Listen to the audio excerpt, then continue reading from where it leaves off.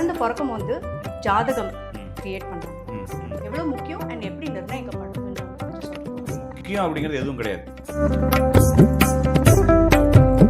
நாளை என்ற ஒரு காலம் அப்படிங்கிறது நம்ம கண்ணுக்கு முன்னால இல்லை. ஆனா அதை கணிச்சு சொல்வதற்கு வேற துறைகளும் இல்லை. அப்ப இந்த ஜாதகம் இவருடைய லைஃபுக்குள்ள இந்த மாதிரி மாற்றங்களை கொடுக்கும், இந்த மாதிரி பிரச்சனைகளை கொடுக்கும், இந்த மாதிரி நன்மைகளை கொடுக்கும் அப்படிங்கிறப்ப முயற்சி மெய்வெடுக்க கூலி தரும் அப்படின்னு சொன்னாலும் கூட அந்த உங்களுக்கு என்ன விதி இருக்கும்? ஒருத்தர் சொல்றாரு 3 மணிக்கு காலையில எந்திரிச்சு உழைச்சோம்னா நம்ம வாழ்க்கையில முன்னேறிடலாம். கீரை கட்டு ஒருத்தர் கொண்டு வரார் 4 மணிக்கு போனா தான் கீரை கிடைக்கும், அவர் 2 மணிக்கு எந்திரிச்சு கீரை விடுங்கணும். அப்ப கடைசி வரைக்கும் அவர் 20 ரூபா கீரை தான் வந்துகிட்டு இருக்காரு. கண்டிப்பாக சொல்லி வச்ச மாதிரி லைஃப் போகுது. ஆனா இதுக்குள்ள ஒரு சிங்க்ரோனைஸ் ஆகி ஒரு பெரிய ரிதம் மாதிரி ஒரு சப்ஜெக்ட் இருக்கு. அந்த ரிதத்தை படிச்சு சொல்றதுக்கு ஒரு இருக்கிறான்.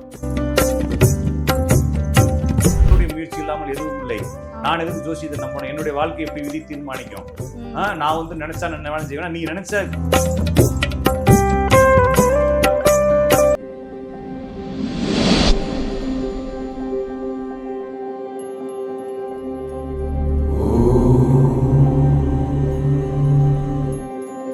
டேக் ஒன் பக்தி நேயர்களுக்கு வணக்கம். இன்னைக்கு நம்ம கூட இணைந்து இருக்கிற சிறப்பு விருந்தினர் ராஜநாடி கா பார்த்திபன் அவர்கள். அவர் ஜோதிடம் பற்றி நம்மளுக்கு நிறையா சொல்ல போகிறாரு. என்னன்னு அவர்கிட்ட கேட்டு தெரிஞ்சுக்கலாமா? வணக்கம் சார். வணக்கங்க, நேயர்களுக்கும் வணக்கம். ஒரு குழந்தை பிறக்கும் போது ஜாதகம் கிரியேட் பண்ணுறாங்க. எவ்வளோ முக்கியம் அண்ட் எப்படி நிர்ணயிக்கப்படுதுன்னு கொஞ்சம் சொல்கிறீங்க? ஓகே, முக்கியம் அப்படிங்கிறது எதுவும் கிடையாது.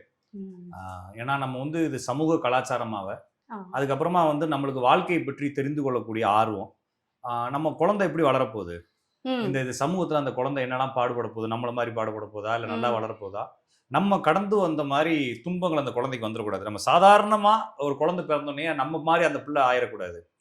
நம்ம என்னதான் கலெக்டராகவே இருந்தாலும், என்னதான் ஒரு பெரிய ஒரு போஸ்டிங் இருந்தாலும், நம்மள மாதிரி அந்த குழந்தை எந்த மாதிரி ஒரு ஸ்ட்ரகிள்குள்ளேயும் போய் மாட்டிக்க கூடாது. ஸ்மூத்தா ஆரம்பிக்கணும், ஸ்மூத்தா போயிடணும். அது மாதிரி இடர்பாடுகள் வந்தா அந்த குழந்தை எப்படி தப்பிக்கும், சர்வே பண்ணும். சர்வே பண்ணி மேலேறி வந்துருமா, அதோடைய குடும்ப வாழ்க்கையெல்லாம் எப்படி இருக்கும்? இது மாதிரி கவலைகள் வந்து ஒவ்வொருத்தருக்குமே இருக்கு. நீங்க வந்து கடவுள் நம்பிக்கை இருக்கு, கடவுள் நம்பிக்கை இல்ல, ஜோசியத்தை பத்தி நம்புறீங்க, ஜோசியத்தை பத்தி நம்பல. ஏன்னா என்னுடைய கிளைண்ட் நிறைய வந்து கடவுள் மறுப்பாளர்கள் தான்.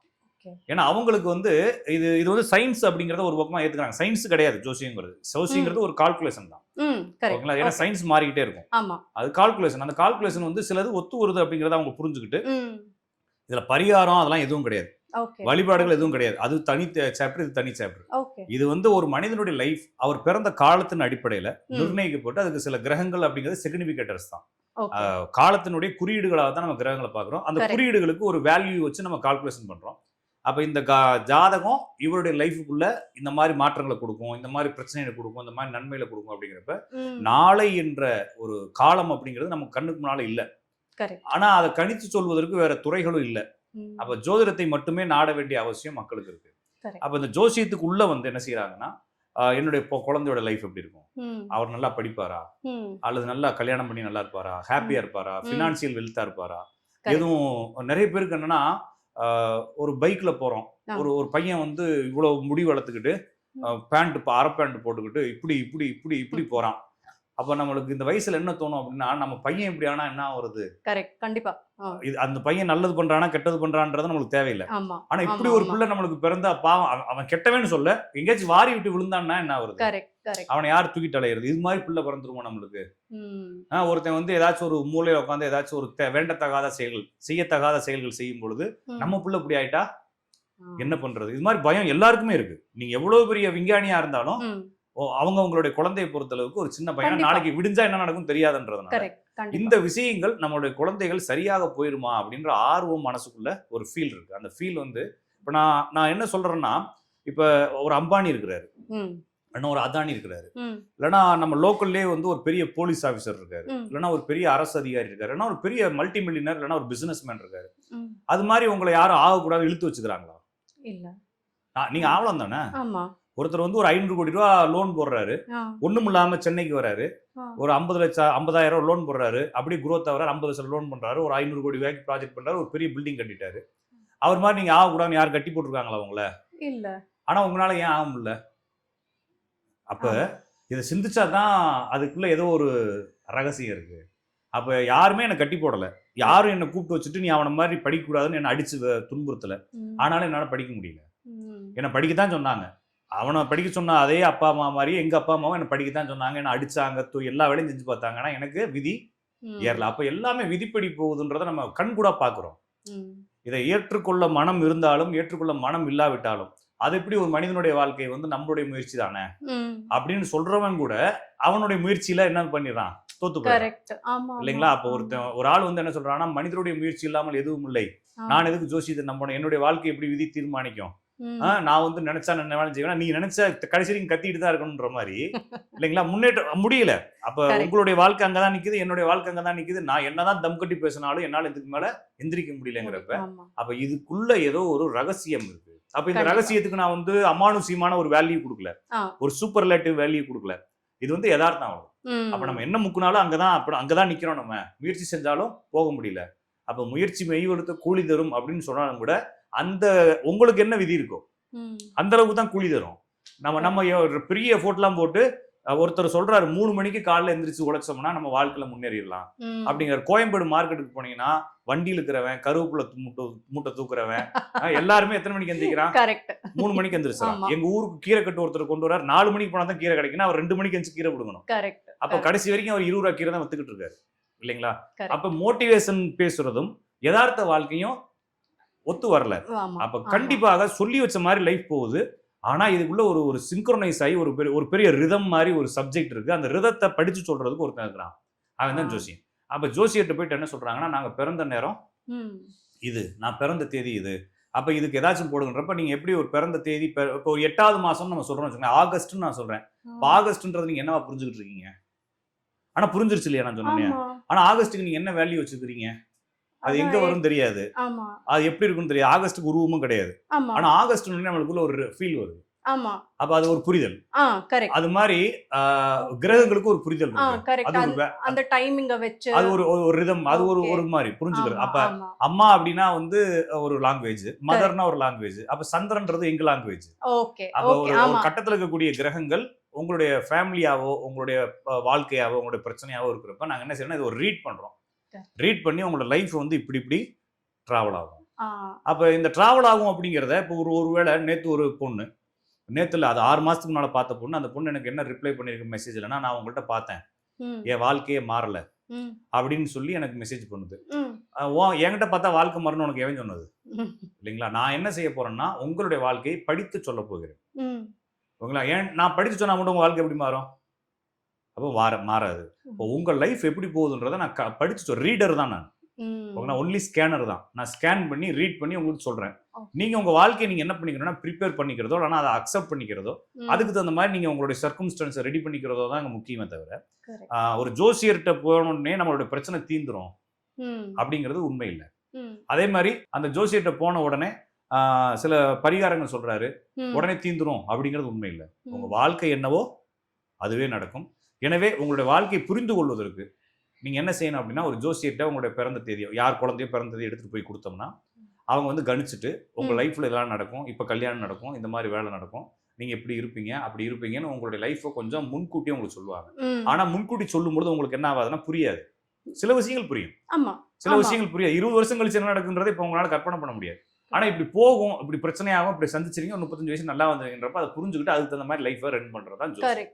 வேற இதுல ஒன்றும் பெருசா நீங்க சொல்றத வச்சு பார்க்கும்போது நம்ம சப்போஸ் பிறந்த உடனே ஜாதகம் போடலைன்னா கூட எனக்கு தோணுது, ஓகே எனக்கு ஜாதகத்தை இது பண்ணணும், எனக்கு நிர்ணயம் பண்ணணும் அப்படின்னு அந்த மாதிரி கூட நம்ம பண்ணலாம். அப்புறமா வளர்ந்ததுக்கு அப்புறம் கூட எப்ப வேணாலும் பண்ணலாம். இப்போ வந்து உங்களுக்கு எனக்கு இப்போ என்னுடைய லைஃப் எடுத்துட்டீங்கன்னா, என்னோட லைஃப் வந்து ஹாப்பியான லைஃப். நான் பிறக்கும்பொழுது ஒரு கிராமத்துல பிறக்கிறேன். எங்களுக்கு எந்த தேடுதலும் தேவைகளும் இல்லை. எனக்கு ஸ்கூல்ல வந்து நான் கவர்மெண்ட் ஸ்கூல்ல சேர்த்து விட்டுறாங்க. எனக்கு அப்ப சிபிஎஸ்சியும் கிடையாது, மெட்ரிகுலேஷன் கிடையாது. எங்க ஊர்ல ஒரே ஒரு கவர்மெண்ட் ஸ்கூல் தான். அந்த வாத்தியார் வந்து எங்க எதிர்த்து விட்டுக்காரு, அந்த ஹெட் மாஸ்டர் பக்கத்து தெருவுக்காரரு. அவங்க என்ன பண்றாங்கன்னா, பையன் இந்த பக்கம் விளாண்டே இருக்கிறான், வாடா நாளைக்கு வாடான்னு சொல்லி இழுத்து கொண்டு போய் ஸ்கூல்ல சேர்த்துக்கிறாங்க. அப்படியே என்னுடைய வாழ்க்கை ஜாலியா போகுது. எங்க அப்பா கிராமத்திலே ஒரு வேலை பார்க்குறாரு, ஒரு கவர்மெண்ட் ஆஃபீஸரா இருக்கிறாரு, கவர்மெண்ட் வேலை பார்க்குறாரு. எங்க அம்மா சம்பாதிக்கிறத வச்சு பண்றாங்க. லைஃப் அது பாட்டுக்கு வேகமா ஓடிடுது. ஓடுனதுக்கு அப்புறமா ஒரு ஒரு அந்த ஸ்கூல் முடிச்சுட்டு இன்னொரு இது பண்றோம். பண்ணிட்டு அதுக்கப்புறமா அவன் லைஃப் என்ன ஆகுதுன்னா அப்படியே ஸ்ட்ரக் ஆகி அப்படி டபக்கு டபக்குன்னு இடிச்சு வண்டி நிக்கிற மாதிரி நிற்கும் பொழுது நம்மளுக்கு லைஃப் அப்படின்னா என்னன்ற பயம் வருது. கரெக்ட், கண்டிப்பா. அந்த பயம் வரும்பொழுது இந்த லைஃப் எப்படி போகும்னு சொல்லி நம்ம இதுக்கு முன்னால வாழ்ந்தவங்கள்ட்ட எங்க தாத்தாட்ட கேட்கலாம், எங்க அப்பாட்ட கேட்கலாம். என்ன செய்வாங்கன்னா அவங்களுடைய எக்ஸ்பீரியன்ஸ் எனக்கு ஷேர் பண்ணுவாங்களே தவிர ஆனா என்னுடைய லைஃபும் அவங்களுடைய எக்ஸ்பீரியன்ஸ் ஒன்னா இருக்கணும்னு அவசியம் இல்ல. அப்ப என்னுடைய லைஃப் மட்டுமே யூனிக்கா தெரிஞ்சுக்கணும்னா இங்க நம்ம என்ன பண்ண வேண்டியதுன்னா என் ஜாதத்தை பாக்குறதுக்கு. அப்ப ஜாதத்தை பாக்குறப்போ அதே ப்ரொசீஜர் தான். அப்ப எனக்கு பிறந்த தேதி நேரத்தை கொடுத்தோம்னா அவர் நான் பிறந்த தேதி நேரத்தை வந்து அவங்க கால்குலேஷன் பண்ணி அவங்க இப்ப கம்ப்யூட்டர்ல போட்டுடுறாங்க. கம்ப்யூட்டர் ஜோசியத்துக்கும் கையில கணிக்கிறதுக்கும் எந்த வித்தியாசமும் கிடையாது. எல்லாம் ஒண்ணுதான். கையில கணிக்கிறத விட கம்ப்யூட்டர்ல கணிக்கிறது இன்னும் அக்யூரசி. ஆமா, இப்ப எப்படி கால்குலேட்டர் இருந்து இப்போ அவ்வளவுதான். ஆமா, அதனால வந்து இது பெரிய கம்ப்யூட்டர்னா வந்து உயிர் இல்ல. நிறைய பேர் வந்து ஜாதத்துக்கு உயிர் இருக்குன்னு நம்புறாங்க. ஏன்னா இப்ப ஒரு ஜாதத்தை கொண்டு போய் கிராமங்கள்ல கொடுத்தீங்கன்னா அவங்க கூட பிறந்த அண்ணங்க 3 பேரு, சகோதரி 2, அப்பாவோட பிறந்தவங்க ஒரே ஒரு அத்தை, அம்மாவோட பிறந்தவங்க 4 மாமன், இதெல்லாம் சொல்லுவாங்க. இதெல்லாம் வந்து உங்க ஜாதத்தை பார்த்து சொல்றது இல்ல. சைடுல உங்ககிட்ட கேட்டு எழுதி வச்சிருப்பான். அதை படிச்சு சொல்லுவான். அதுக்கு ஜாதகம் வேணும். அதுக்காக ஜாதகத்துல உயிர் இருக்கு, அதை கொண்டு வரணும்னு சொல்லுவாங்க. அப்படிலாம் எதுவும் இல்லை. வெறும் பிறந்த தேதி நீங்க கொடுத்தாலே அதை வெறுமனே கம்ப்யூட்டர்ல போட்டு உங்களுடைய லைஃப்ல அடுத்து என்ன நடக்க போகுது அப்படின்னு சொல்லிடுவாங்க. இதை வந்து நீங்க ரொம்ப போட்டு இதை நம்பணும்னு அவசியமும் இல்லை ஜோசியத்தை. நிறைய பேருக்கு நான் என்ன சொல்லுவேன்னா, ஜோசியம் ஜாதகத்தை எடுக்கிறீங்க ஒரு மாதிரி ஸ்ட்ரக் ஆகி நிக்குது லைஃப் அது நீங்க பார்த்தோன்னே ஸ்ட்ரக் கிரீஸ் போட்ட மாதிரிலாம் ஓடாது. உங்களுக்கு ஒரு ஃபீல், ஓகே நம்ம லைஃப்ல இன்னொரு 5 வருஷம் கழிச்சு டெவலப் ஆயிருவோம். இப்ப இந்த கஷ்டம் அது ஒரு நம்பிக்கை, அவ்வளவுதான். இப்ப ஒரு வந்து வேலை கஷ்டப்பட்டுக்கிட்டே இருக்கிறாரு, நான் அவர் என்கிட்ட வராரு, சார் உங்களுக்கு இந்த வருஷம் வேலை கிடைக்காது, ஏதாச்சும் கிடைக்கிற வேலையை வச்சு மூவ் பண்ணுங்க, 2026 3வது மாசம் தான் உங்களுக்கு வேலை கிடைக்குன்றப்ப அவருக்கு ஒரு நம்பிக்கை, ஜெயிச்சிருவோன்ற நம்பிக்கை. ஓகேங்களா? அப்ப ஜெயிச்சிருவோம். ஆனா இன்னைக்கு அந்த வெற்றி இல்ல, வெற்றி இன்னும் ஒரு 6 மாசம் கழிச்சு தான் வரும்ன்றப்ப அவங்க ஓகே அப்படின்னு சொல்லி, ஏன்னா வாழ்க்கை இன்னும் கொஞ்சம் பெருசுன்றதுனால கொஞ்சம் வெயிட் பண்ணலாம்னு நினைக்கிறேன். அப்ப அந்த ஜாதகத்தை கொடுத்தோன்னே அவங்க இந்த மாதிரி விஷயங்கள் நடக்கும், உங்களுக்கு இந்த கலாத்துல நடக்கும் அப்படின்னு சொல்லும் பொழுது நம்மளுக்கு அடுத்த ஸ்டேஜ் போறதுக்கு ஒரு நம்பிக்கை கிடைக்கும். அப்ப ஜாதகத்தை நீங்க இப்ப குழந்தை பிறந்தோடனே தான் எழுதணும்னு அவசியம் இல்ல. இன்னும் கிராமத்துல எல்லாம் 1 வயசு வரைக்கும் ஜாதகம் எழுதக்கூடாதுன்னு ஒரு ரூல் இருக்கு. ஏன் அப்படின்னா நீங்க ஜாதகம் எழுதுறப்பயே நீங்க என்ன பண்ணுவீங்க, இப்ப நீங்க என்கிட்ட வரீங்க, ஒரு உங்க குழந்தையோட பிறந்த தேதி கொடுக்குறீங்க, எழுதுறப்ப நீங்க சும்மா இருக்க மாட்டீங்க. பையன் எப்படி வருவான், பொண்ணு எப்படி வரும்னு கேட்பீங்க. அப்ப எங்க வாய் சும்மா இருக்காது. அப்ப நாங்க ஏதாச்சும் சொல்லுவோம். அப்ப குழந்தை வந்து தெய்வத்துக்கு சமமானது. எத்தனையோ ஒரு குழந்தை இல்லாம கஷ்டப்படுறான். இவங்க பிறந்த குழந்தைய பல்ல பிடிச்சு பாக்குற மாதிரி எப்ப பார்த்தாலும் இந்த புள்ள பிறந்ததுக்கு எப்படி இருக்கு, இந்த புள்ள பிறந்த என் மாமன் என்ன ஆவான், என் தங்கச்சி என்ன ஆச்சும் அப்படின்னு சொல்லிட்டு அந்த பிள்ளைய வச்சு குடும்பத்துக்கே கேட்பாங்க. அப்ப அது மாதிரி வந்து வந்துடக்கூடாதுன்றதுக்காக என்ன செஞ்சிருக்காங்கன்னா, ஒரு குறிப்பிட்ட வயசு வரைக்கும், நான் வந்து 15 வயசு வரைக்கும் ஜாதகம் பாக்குறது இல்லை. ஏதாவது யாருக்காச்சும் உடம்பு பிரச்சனையா இருந்தாலோ, பிள்ளைய படிக்க மாட்டாங்க பேச மாட்டாங்கனாலோ மட்டும்தான் ஜாதகம் பார்ப்பேன். மற்ற தகவல்களை மாமன் எப்படி இருப்பான், அப்பன் எப்படி இருப்பான் அப்படின்னு கேட்டா அவங்க ஜாதகத்தை கொடு, இந்த பிள்ளை ஜாதகத்தை தொடாத, ஏன்னா இது வந்து உனக்கு கடவுள் கொடுத்த வரம், இந்த வரத்தை மறுபடியும் நோண்டி பார்க்காத அப்படின்ற மாதிரி தான். அப்ப இந்த பிள்ளையோட லைஃப் ஸ்ட்ரக் ஆகுறப்ப அந்த பிள்ளைக்கு பிரச்சனை வரும்போது என்னவா, அதான் நான் சொல்றேன். அது வரைக்கும் இந்த ஜாதகம் அப்ப சாதாரணமாகவே 1 வயது வரை ஜாதகம் எழுதவே மாட்டாங்க. 5 வயசு வரைக்கும் நிறைய ஜோசியர்கள் எழுதுறதே இல்லை. அது ஏன் எழுதுறது இல்லைன்னா, எழுதுறப்ப இவங்க கேட்டுக்கிட்டே இருப்பாங்கன்றதுனால அதை டச் பண்றதே இல்லை. அதனால பண்ணாதீங்க அப்படின்னு சொல்லுவாங்க. அதனால குழந்தைகள் ஜாதகத்தை எழுதுறதோ பாக்குறதோ தேவையற்ற விஷயம். அப்ப குழந்தை பிறந்ததே நல்ல நேரம் நினைச்சிட்டு நம்ம லைஃப் பண்ணாங்க. ஜாதகம்னா நிறைய பேருக்கு நிறைய மாதிரி அண்டர்ஸ்டாண்ட் பண்ணிக்கிறாங்க. ஒருத்தவங்களுக்கு வந்து இது ஒரு நல்ல விதத்துல, ஆனா சில பேர் வந்து அதையே வந்து சில தப்பான அபிப்பிராயங்கள் இருக்கு.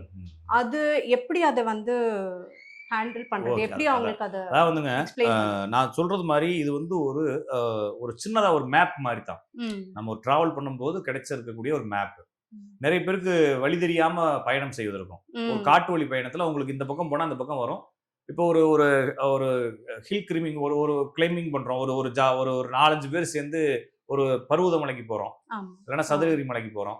ஒரு தெரிஞ்சவர் வந்தாருன்னா என்ன இருக்கும் அப்படின்னா, கொஞ்சம் பலமா இருக்கும், இன்னும் கொஞ்சம் சீக்கிரமாவும் போகலாம். சீக்கிரமாலாம் போக மாட்டோம், அப்படியே தான் போவோம். ஆனா இந்த இடத்துல இன்னும் வந்துரும், ஒரு 1/4 மணி நேரத்துல வந்துரும், இந்த இடத்துல வந்துரும், இந்த இடத்துல உட்காந்துக்கலாம் சொல்லிட்டே போவாரு.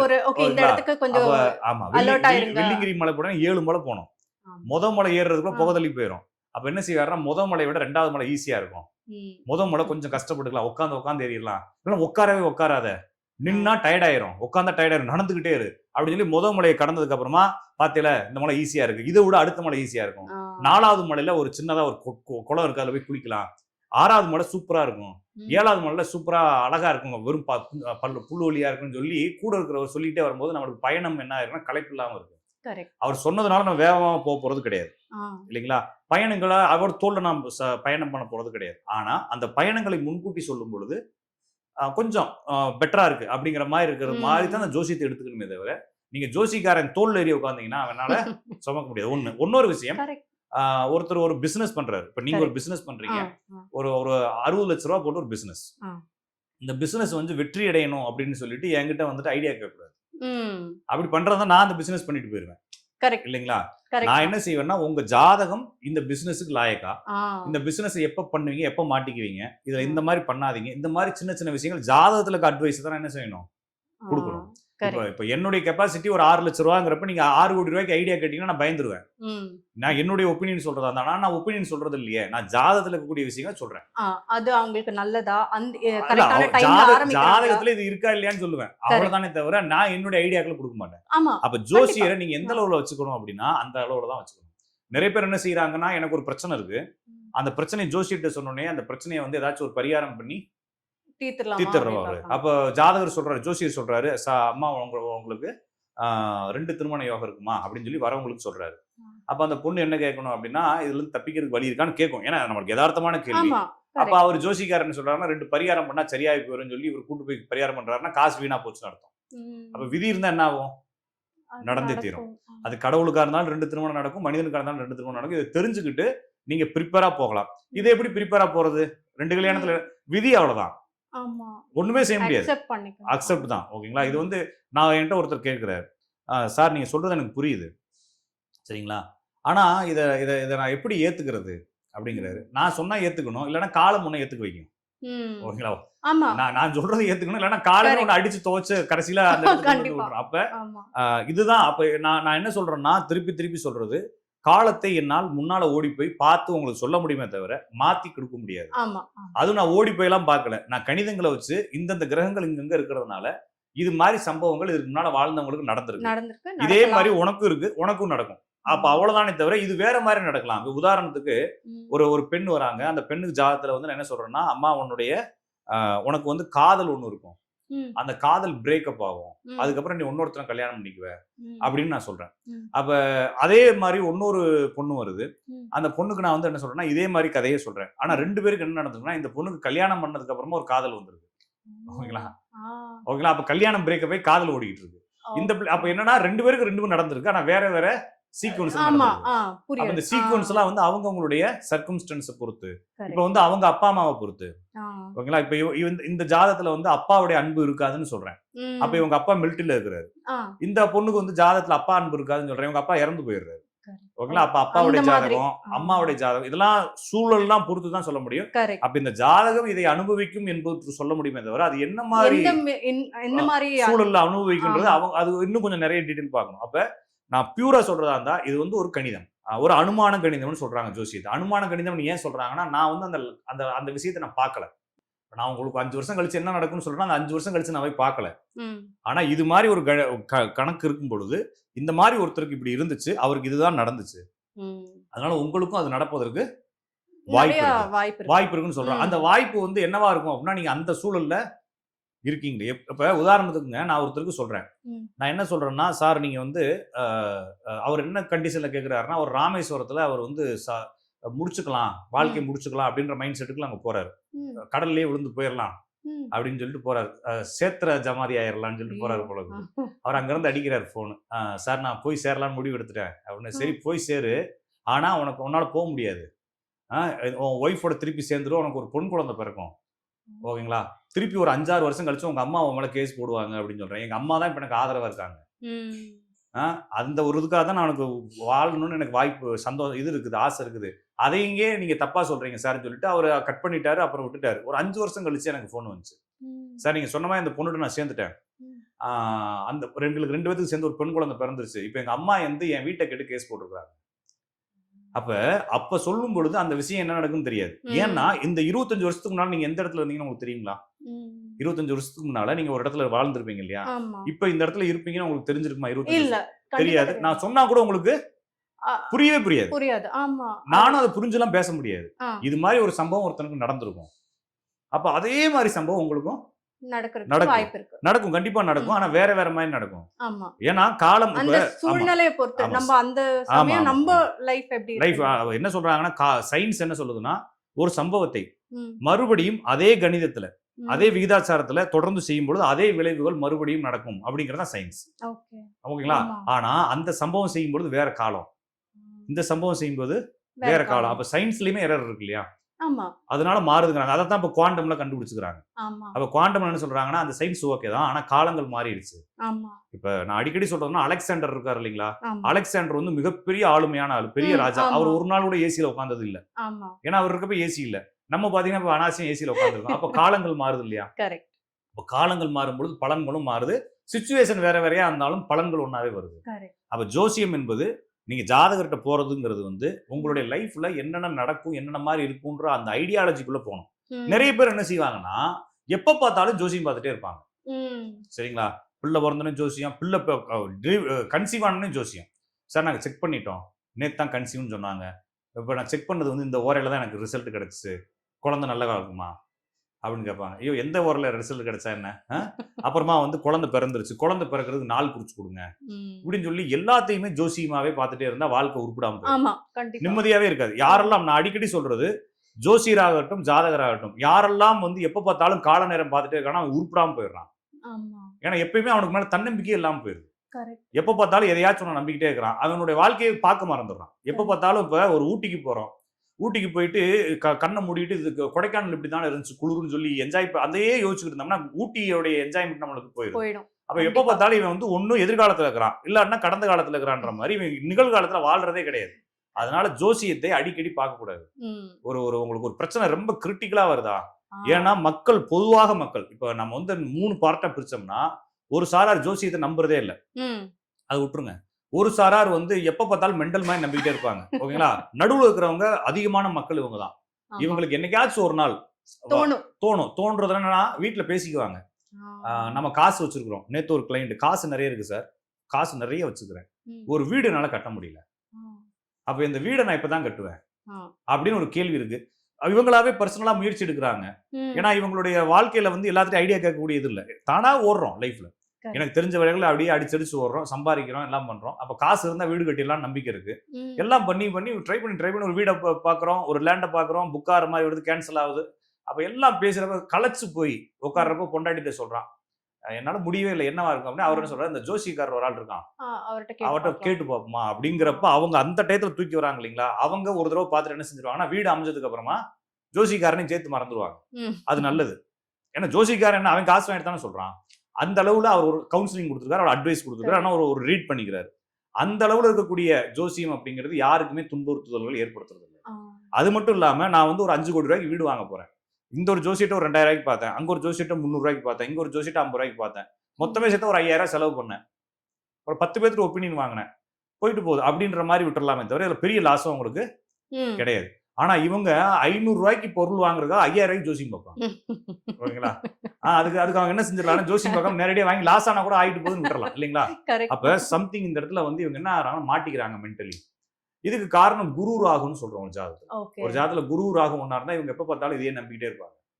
ஒண்ணு நான் சொல்றதை நம்பாட்டினா ஏதாச்சும் ஒரு கிளி ஜோசிக்காரன் நம்புவாங்க, இல்லைன்னா வேற ஏதாச்சும் நம்புவாங்க, இல்லைன்னா ஏதாச்சும் லோக்கல் கோயில்ல குறி சொல்றதை நம்புவாங்க, எதையாச்சும் ஒன்று நம்பிக்கிட்டே இருப்பாங்க. தன்னம்பிக்கையே எல்லாமே ஓடிக்கிட்டே இருப்பாங்க. அப்ப அபத்த ஜோசியனுக்கு 60 நாளிகையும் தியாச்சியம்னு ஒரு பழமொழி இருக்கு. ஒண்ணுக்கு இல்லாத ஜோசியன் போய் ஐடியா கேட்டீங்கன்னா 60 நாளிகையும் விச நாளிகையும் தான் சொல்லுவான். அவனால வாழவே முடியாது, அவனால வாழ முடியாது, அவன்கிட்ட ஐடியா கேட்கறேன்னு வாழ முடியாதுன்றப்ப ஜாதகம் என்பது நம்மளுடைய வாழ்க்கையில தன்னம்பிக்கை கொடுப்பதற்காக ஒரு லைட் மாதிரி தான். அதுவும் லைட்னா கையில இருக்கக்கூடிய தீப்பந்தம் இல்ல, சூரிய ஒளி பட்ட ஜன்னல் வழியா படுற மாதிரி. அது உங்க கையில கூட இல்ல, அது இயற்கையா உங்களுக்கு தேவைப்படுறப்போ ஒரு கைடன்ஸ் கொடுத்து தள்ளி விடுமே தவிர அதை நம்பி நீங்க டிராவல் பண்ணவும் முடியாது. எப்படி சூரிய ஒளி நம்பி டிராவல் பண்ண முடியும்? குகைக்குள்ள அடிக்கிற சூரிய ஒளி ஒரே இடத்துல தான் அடிக்கும். அந்த வெளிச்சம் பிரதிபலிக்கிறத வச்சு லைட்டா மங்களா தெரியும், அதை வச்சு டிராவல் பண்ணி போறது தான் அந்த ஜோசியமே தவிர கையில இருக்க தீப்பந்த மாதிரி நீங்க அதை எடுத்தீங்கன்னா அதுவே உங்களை எரிச்சிருன்றதான். அப்ப ஜோசியம் என்பதை நீங்க அளவா பயன்படுத்தணும். எந்த அளவு அப்படின்னா, நம்மளுக்கு ரொம்ப சிக்கலா இருக்கு சார், மீளவே முடியல, நைட் எல்லாம் அழுகுறேன். நிறைய பேர் வந்து தூக்கு போடுறப்ப மருந்தை வாங்கி வச்சு குடிக்கிறப்ப தான் எனக்கு போன் அடிப்பாங்க.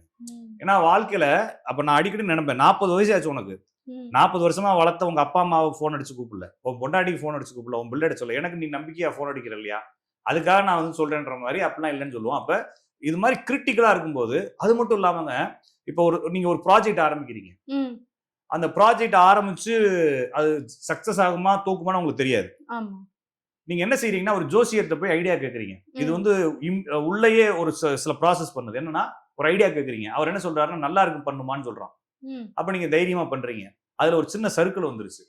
அப்ப நீங்க என்ன செய்வீங்க இப்ப? அப்படின்னா ஒரு ஜோசியர் மேல பழி போடலாம். ஈஸி. தோத்தது நீங்க தான். இழப்பு உங்களுக்கு தான். ஆனா உங்களுக்கு இப்ப என்ன பண்றீங்கன்னா, ஜோசியர் மேல அந்த ஆள்கிட்ட கேட்டு தான் செஞ்சேன். அவன் பெரிய ஒரு டுபாக்குரா இருப்பான் போலன்னு அவன் மேல ஒரு பழிய போட்டு திருப்பி என்ன செய்வீங்கன்னா அந்த ஆள்கிட்ட கேட்பீங்க. சார் உங்களை நம்பி தான் செஞ்சேன். உங்களை நம்பி தான் இப்படி ஆயிடுச்சுன்னு சொல்ல அந்த ஆள் என்ன சொல்ல இன்னும் ஒரு 3 மாசம் வெயிட் பண்ணுவான்னு சொல்லுவாங்க. திருப்பி ஒரு ப்ராசஸ் பண்ணுவீங்க. அந்த ப்ராஜெக்ட் முடியல இன்னும். அப்ப அந்த ப்ராஜெக்ட்டை மூவ் பண்ணி கொண்டு போறதுக்கு பழி போடுறதுக்கு கூட ஒரு ஆள், புஷ் பண்றதுக்கு ஒரு ஆள். அப்ப எல்லா இடத்துலயும் இது மாதிரி ஒரு ஆள் இருக்கும்போது உங்களுக்கு என்ன ஆகுதுன்னா மாறலா நீங்க வந்து டெவலப் ஆகி போயிட்டே இருக்கிறீங்க. அப்ப நம்ம நிறைய பேர் என்ன சொல்லுவாங்கன்னா அந்த பாசி நிறைந்த ஆரை கடக்கும் பொழுதோ ஒரு வெயிட்டை தூக்கி ஷோல்டர்ல வச்சுக்கிட்டோம்னா கிரிப் கிடைக்குன்ற மாதிரி அப்படி ஒரு பெரிய கிரிப் தான் ஜோசிக்கார். ப்ராஜெக்ட் முடிஞ்சதுக்கு அப்புறமா அந்த ஜோசிக்காரர் என்ன செஞ்சிருவாங்க, கை விட்டுருவாங்க. நம்ம நிறைய பேர் எனக்கு கிஃப்ட்லாம் வாங்கி தரேன்னு சொன்னோம்னா நிறைய பேர் ஆளை காணும். சார் உங்களுக்கு நான் பெரிய கிஃப்ட் வாழ்க்கையிலே மறக்காத கிஃப்ட் வாங்கி தரேன்னு சொல்லுவாங்க. பெரிய அளவுல சக்சஸ் ஆவாங்க. கொஞ்ச நாள் கழிச்சு அவன் ஃபோன் நம்பரும் வராது, ஒன்றும் வராது. சரி, தப்பு இல்லை. ஏன்னா நம்மள்ட்ட நம்ம அவங்க கிஃப்ட் எதிர்பார்த்து செய்யல. ஆனா அவங்க அந்த அளவுக்கு நம்மளோட அட்டாச் ஆவாங்க, நம்மளை திட்டுவாங்க, ஃபோன் பண்ணுவாங்க, உங்களை நம்பித்தான் சார் செஞ்சேன்னு. அப்புறம் கொஞ்ச நாள் கழிச்சு நீங்க சொன்னீங்க நடந்துருச்சு சார்னு. ஒரு ஒரு ஒரு ஒரு கிளைண்ட் அவங்க வந்து லண்டன்ல இருக்கிறாங்க. அந்த பொண்ணு எனக்கு வந்து வாட்ஸ்அப் காலில் வந்துட்டு கான்ஃபரன்ஸ் எடுக்கிறாங்க, ஓகேங்களா, குரூப் கால் எடுக்கிறாங்க. அப்போ அவங்க தம்பி வராரு. அவங்க தம்பி வந்து லைன்ல இருக்கிறாரு. அவங்க தம்பி வந்து மும்பைல இருக்கிறவர். அவங்க தம்பி வந்து என்ன சொல்றாருன்னா, எனக்கு ஜோசியத்துல நம்பிக்கை இல்லை சார், அக்கா தான் டார்ச்சர் பண்ணுச்சு அப்படின்னு சொன்னோடனே நான் அந்த ஜாதகத்தை கேட்கிறப்ப நான் பார்த்தேன், யாரை லவ் பண்றியான்னு கேட்டேன். ஆமா சார் லவ் பண்றேன். அந்த லவ் பண்ண புள்ள உன் ஃப்ரெண்டே கல்யாணம் பண்ணிக்கும், ஓகேங்களா. அப்புறமா நீ ஒரு கல்யாணம் பண்ணி அந்த கல்யாணம் டிவோர்ஸ் முடிஞ்சிட்டு 2வது கல்யாணத்துக்கு போவேன்னு சொன்னேன். அவனுக்கு சிரிச்சுட்டு போனை கட் பண்ணிட்டான், ஓகேங்களா. கரெக்டா ஒரு 6 வருஷம் கழிச்சு இப்ப அவன் என்னுடைய ரொம்ப டீப்பான கிளைண்ட். டெய்லி போன் போட்டு அழுகுறான். ஏன்னா அந்த பொண்ணு ஃபர்ஸ்ட் அந்த பொண்ணு லவ் பண்ணது போயிருச்சு. ஃபர்ஸ்ட் ஒய்ஃப் வந்து இவனை டிவோர்ஸ் பண்றதுக்கு நோட்டீஸ் அனுப்பிச்சிருக்கு, ஓகேங்களா. அப்ப அவன் இப்ப என்ன சொல்றான்னா நடக்கதான் நடக்கும்ன்றது இப்ப புரிஞ்சுக்கிச்சு எனக்கு. அப்ப இது நடக்கிறப்ப தான் புரியும், நடக்காத வரைக்கும் கண்டிப்பா புரியாது. அப்ப நான் இந்த இடத்துல அவனுக்கு நான் வந்து எதுவுமே செய்ய முடியாது இல்லையா, செய்ய முடியாது. ஆனா நடக்கிறத நான் முன்கூட்டி சொல்லலாம். அப்படி சொன்னதுனால மட்டும் அவனுடைய வாழ்க்கை, அதாவதுங்க எல்லா வாழ்க்கையுமே மாறிடாது, ஓகேங்களா. எல்லா வாழ்க்கையும் ஏத்துக்க முடியாது. நான் நிறைய பேருக்கு சொல்லுவேன், ஊசி போடுறது சின்ன ஊசி வலிக்காதுன்னு சொல்லி டாக்டர் போட்டா கூட வலிக்கதான் செய்யும். ஆமா, கண்டிப்பா. ஏத்துக்கிட்டா மட்டும் வலி குறையாது. அப்ப வாழ்க்கையை ஏத்துக்கிட்டாலும் வலி குறையாது. என்னதுனால ஏத்துக்கிறோம் அப்படின்னா இதை கடந்து ஒரு வாழ்க்கை இருக்குன்ற அந்த ஒரு நம்பிக்கையில, அந்த நம்பிக்கையை ஜோசியம் கொடுக்கும். எனவே இந்த ஜோசியம் அப்படிங்கறத எந்த அளவுக்கு வச்சுக்கணும் அப்படின்னா, நீங்க ஒரு பெரிய பிக்னிக் போறீங்க, பெரிய அவுட்டிங் போறப்ப அந்த லோக்கல்ல இருக்கக்கூடிய மேப்பை ஒரு பிட்டு பேப்பர்ல கையில கிடைக்குது. எவனோ ஒருத்தன் வந்து நோட்டீஸ் மாதிரி கொடுக்குறான். அந்த நோட்டீஸை திருப்பி பாக்குறீங்க, இந்த ஊர்ல என்னென்ன சுத்தி பாக்குறதுக்கு இடம் இருக்குன்னு போட்டோம்னா அந்த அளவுல வச்சுக்கணும். சார், ஜோதிடம் பத்தி ரொம்ப எளிமையா எங்க எல்லாருக்கும் ரொம்ப நல்லா புரியுற மாதிரி எடுத்து சொன்னதுக்கு ரொம்ப நன்றி சார். நன்றி, வணக்கம்.